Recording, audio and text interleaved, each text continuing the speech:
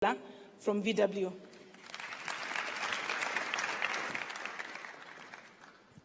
Thank you, Claire. Your Excellency, honorable guests, ladies and gentlemen, good afternoon. Today, you've heard numerous speakers, you've heard the experience, their stories, their challenges.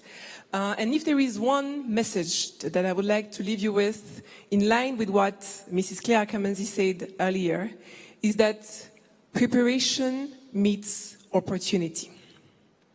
So are you prepared? Are you ready? Yes, you can.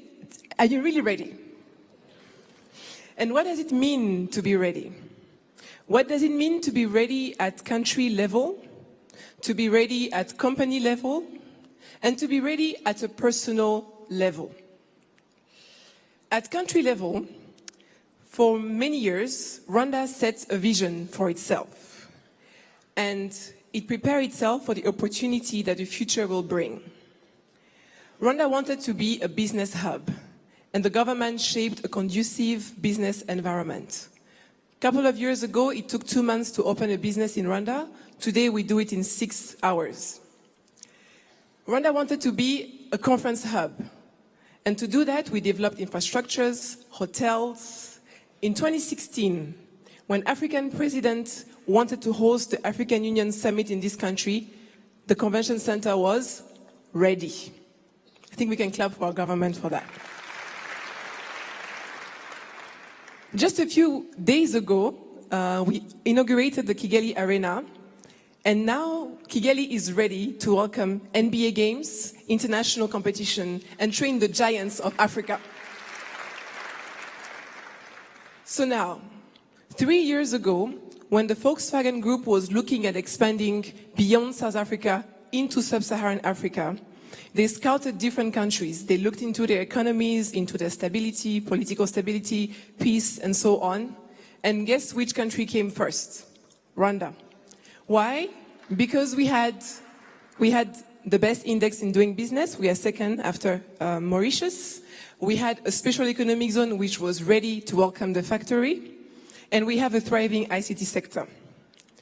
All this contributed to attract the largest car maker in the world, the #1 company in car automotive in the world. Then they are here now in Rwanda. Now, at corporate level, Volkswagen presence in Rwanda is not just about doing business. It's about testing the product of the future. VW is starting in Rwanda to be able to expand in Ghana, in Ethiopia, in Nigeria, and so on. The company wants to be ready for the economy of Africa in the next 10 to 20 years. The millennials that we are not interested in building cars, buying cars, sorry. And so even if we build cars and assemble cars in the country, we are developing mobility solutions and investigating what could be the product that you would like to have in the next years to come. The group is also prioritizing on local talents, and we are hiring and working with Rwandans, young Rwandans, and developing our IT solution with local startups. Yes. In 1 year of activity, the company created more than 150 jobs, ranging from engineers to TVET technicians to drivers. And we are not stopping there. As you know, the future is electric. By 2025, the group will only manufacture electric cars, and before the end of the year, before the end of 2019, we will have electric cars in Rwanda and start being ready for 2025 and the future. Now, all this seems very straightforward. It seems quite easy, but it's not.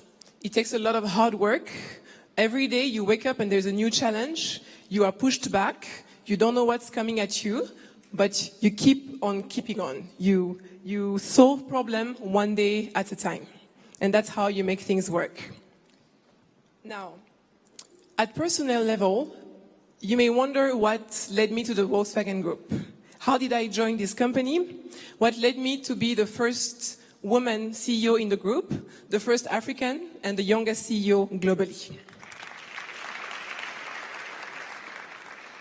I grew up speaking French in Ivory Coast, and all my life I had only spoken French.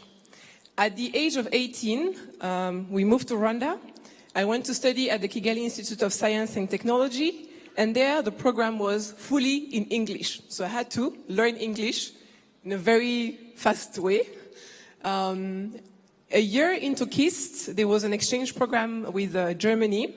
And at the age of 18, I moved to Germany and had to study in a full German program.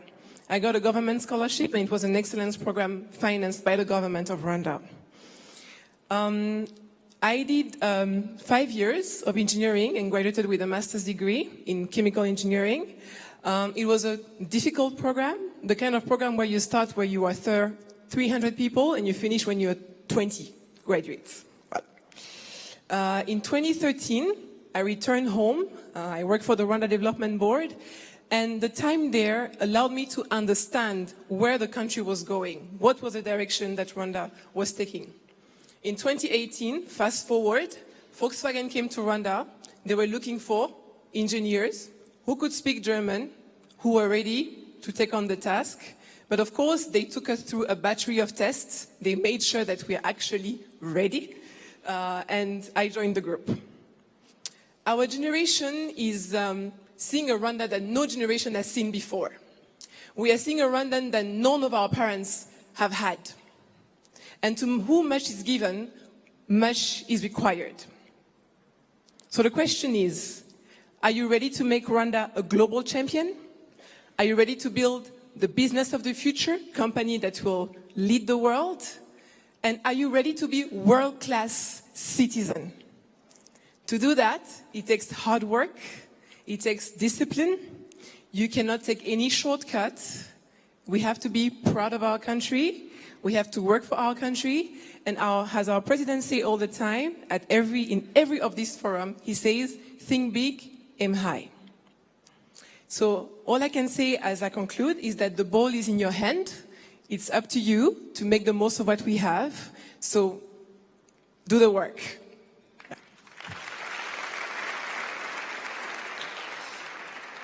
The next speaker, Babson, is a young Rwandan IT engineer. He studied in the #1 school of computer science in the world. He did not go abroad. He studied here in Rwanda, and this university is Carnegie Mellon. Help me in welcoming Babson. Thank you, Michaella. She spoke about opportunity